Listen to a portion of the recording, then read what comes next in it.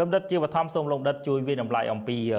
ការវិវត្តចុងក្រោយនៃការប្រឈមមុខគ្នារវាងសហរដ្ឋអាមេរិកនិងអ៊ីរ៉ង់ហើយតើភាពតានតឹងនេះស្ថិតនៅក្នុងកម្រិតណាបើធៀបទៅនឹងវិបត្តិកាលពីកន្លងមកដែរលំដាប់បាទ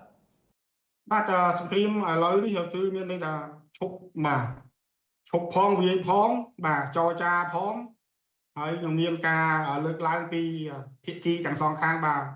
ថាខ្លួនជាអ្នកដែលបានទទួលជោគជ័យហើយជាពិសេសចុងក្រោយនៃសង្គ្រាមជុំទី3បាទរយៈពេល2សប្តាហ៍នោះបាទគឺខាង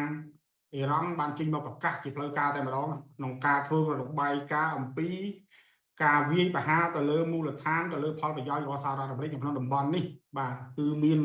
គេហៅថាការខូចខាតយ៉ាងសន្ធឹកសន្ធាប់នេះគឺតាមរបាយការណ៍របស់អ្នកនាំពាក្យរបស់ IRGC របស់អ៊ីរ៉ង់បាទគេហៅថារបបរដ្ឋអ៊ីស្លាមរបស់អ៊ីរ៉ង់ហើយសម្រាប់ខាងសហរដ្ឋអាមេរិកក៏បានរាយការណ៍ដែរបាទនៅក្នុងការធ្វើគេហៅថា hearing ការធ្វើសវនកម្មហៅសវនកម្មជាមួយនឹងរវាងព្រឹទ្ធសភាសហរដ្ឋអាមេរិកហើយជាមួយនឹងខាងលោក Pete Hegseth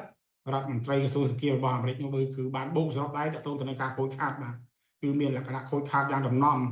ហើយអ្វីដែលមើលឃើញដែលមានបញ្ហាធំនោះគឺអាមេរិកឃ្លាំងស្តុកឃ្លាំងស្តុកអាវុធរបស់អាមេរិកបាទ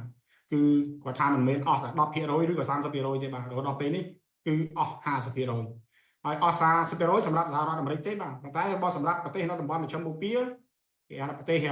ដែលជាសម្ព័ន្ធមិត្តនៅមជ្ឈមបូព៌ាវិញគឺអស់បើនិយាយអំពីឃ្លាំងបត្តិយុទ្ធឃ្លាំងការពារប្រព័ន្ធដែនអាកាសវិញគឺអស់ជាង 75% ហើយបាទដូច្នេះមួយរយៈនៃក្រោយពីសង្គ្រាមជុំទី3 2សប្តាហ៍គឺបានប្រកាសឲ្យមានការឈប់វាយបាទការសហរដ្ឋអាមេរិកបានបិទឈប់វាយទៅហៅបើកផ្លូវឲ្យមានការចរចាប៉ុន្តែអ្វីដែលយើងមើលឃើញថាក្រោយពីឈប់វាយគ្នាបាន2 3ថ្ងៃ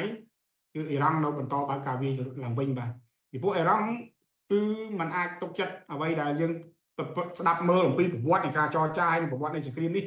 47ឆ្នាំមកនេះគឺបាទគឺអត់ទុកចិត្តអាមេរិកទេដូច្នេះទេអ៊ីរ៉ង់បានបើកការវាយប្រហារជាថ្មីទៅកាន់មូលដ្ឋានអាមេរិកនៅហ្សកដានីនៅប្រទេសហ្សកដង់ហើយលោកដូណាល់ត្រាំក៏បានបើកការវាយវិញហើយបាទចាប់វាយវិញទៀតហើយបាទសម្រាប់បាន3 4ថ្ងៃឥឡូវនេះពងវាយទៅវិញទៀតហើយវាយនេះគឺបញ្ហាឥឡូវនេះគឺមានការចូលរួមបាទពីមានការចូលរួមពីប្រទេសសម្ព័ន្ធមិត្តនៅក្នុងតំបន់ទៅទៀតបាទដូច្នេះសង្គ្រាមគឺកាន់តែរៀលដាលហើយគឺរៀលដាលទៅដល់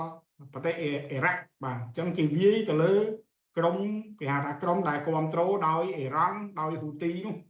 នៅប្រទេសអ៊ីរ៉ាក់ទៅទៀតគឺវាយចុងក្រោយនេះគឺអាមេរិកហើយនឹងរួមដៃជាមួយនឹងអារ៉ាប៊ីសាអូឌីតបាទវាយទៅលើមូលដ្ឋានក្រុមដែលគ្រប់គ្រងដោយអ៊ីរ៉ង់នៅប្រទេសអ៊ីរ៉ាក់ទៅទៀតបាទហើយចុងក្រោយនេះដែរគឺអ៊ីរ៉ង់មិនមែនត្រឹមតែវាយទៅហ្សកដានីទេ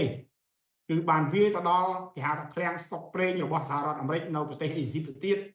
បាទអញ្ចឹងវាកាន់តែរៀលធំទៅរៀលធំទៅហើយបាទ